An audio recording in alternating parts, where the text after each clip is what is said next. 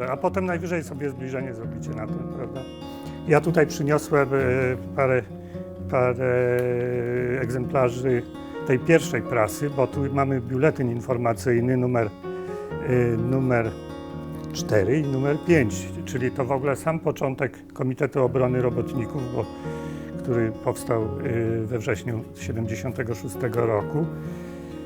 I wtedy tak drukowano, jak to tutaj wygląda, czyli drukowaliśmy to na maszynie do pisania.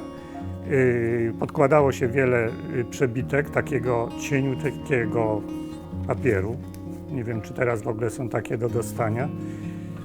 I kalkę, która odbijała po prostu. I tak w zależności od jakości maszyny do pisania, od 8 do 10 egzemplarzy można było wydrukować. Zwykle te ostatnie to już były bardzo blade i trudno czytelne. Następnie te egzemplarze takie przebitkowe rozdawało się kolejnym osobom, które miały maszyny do pisania i one znowu przepisywały i znowu dalej dawały. I to był ten system samizdatu.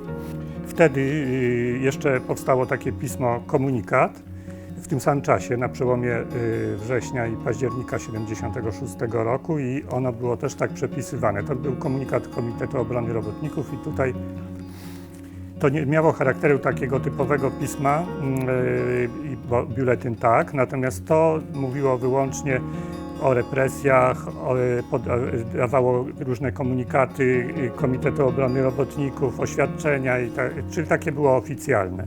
Ono było pisane takim sztywnym właśnie językiem, bardzo oficjalnym, nawet podziemie troszkę żartowało, że jest pisany korkowcem. To język koru był taki.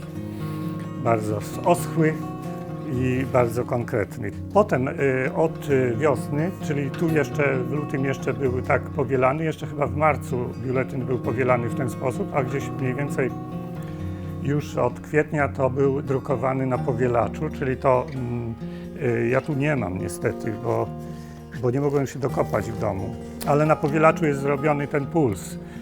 To można zobaczyć mniej więcej, na czym polegał powielacz. To jest w ogóle powielacz na dodatek spirytusowy, bo były różne powielacze. Powielacz spirytusowy drukował tak na niebiesko.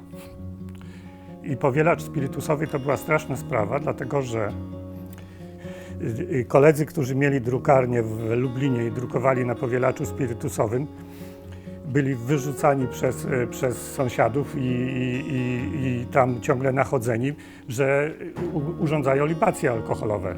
Tak jechało alkoholem stamtąd.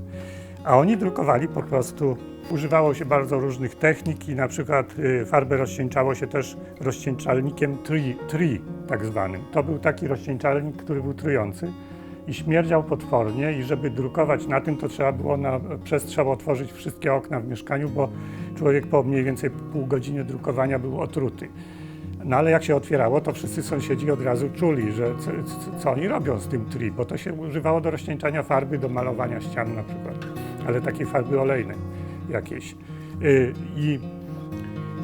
No niektórzy ryzykowali, drukowali na tym tri, bo nie mieli na czym, no ale to się źle kończyło. Tu mam tygodnik wojenny. Ten tygodnik wojenny to jest właśnie szczeciński akurat, szczecińska edycja tu mi się wzięła z tym herbem, a to miało dużo tych edycji w różnych miastach Polski i to jest drukowane na sitcie, czyli sitodruk. To jest technika sitodrukowa. To do tego wystarczyło mieć ramkę od obrazu, taką blade ram. Kupowało się blade ramy, naciągało się na to specjalne płótno, potem nanosiło fotograficznie emulsję i druk i drukowało się ręcznie. Można to było rozłożyć w każdym pomieszczeniu, w zasadzie taką drukarnię i bardzo szybko zwinąć.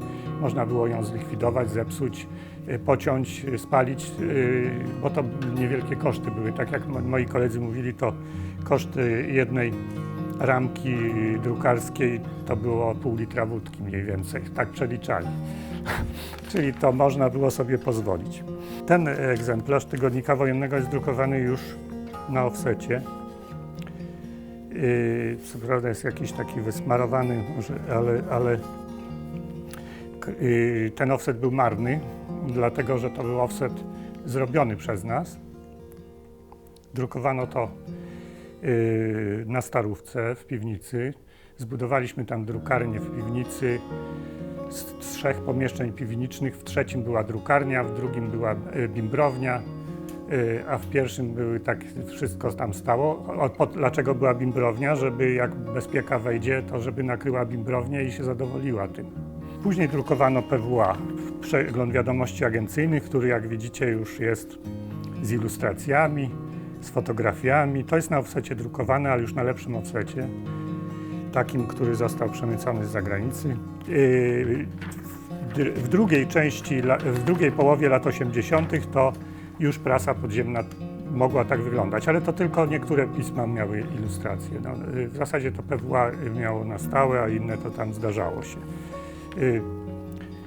I to już miało charakter takiego tygodnika prawdziwego. Tak zresztą Tygodnik Wojenny też miał już taki charakter. Było dużo publicystyki, informacji, felietony były teksty literackie zamieszczane też. Zresztą były dodatki literackie, na przykład obok przy Tygodniku Wojennym, poza tymi broszurami, które również tam wiersze drukowaliśmy, ale w tygodniku wydawaliśmy dodatki, Solidarność Plastyków, teatr. Zresztą w redakcji teatru były ciekawe osoby, bo w redakcji to była osobna redakcja. W redakcji teatru była Joasia Szczypkowska i Kazimierz Kaczor. Redagowali to, także to jest aktorzy znani. Chciałem, żeby to było pismo, które będzie trochę ignorowało ten stan wojenny, czyli żeby ma być na dobrym poziomie, po prostu pisane, a nie tylko, że będziemy używać jakichś inwektyw albo coś takiego, bo tak prasa podziemna trochę wyglądała, szczególnie ludzie się wkurzali i tam wypisywali różne dziwne rzeczy, a myśmy chcieli, żeby jednak to było pismo na poziomie. I dzięki temu pisali też do nas bardzo dobrzy dziennikarze. Mieliśmy najlepszych dziennikarzy w Polsce współpracujących z nami. Także to miało już taki charakter szerszy.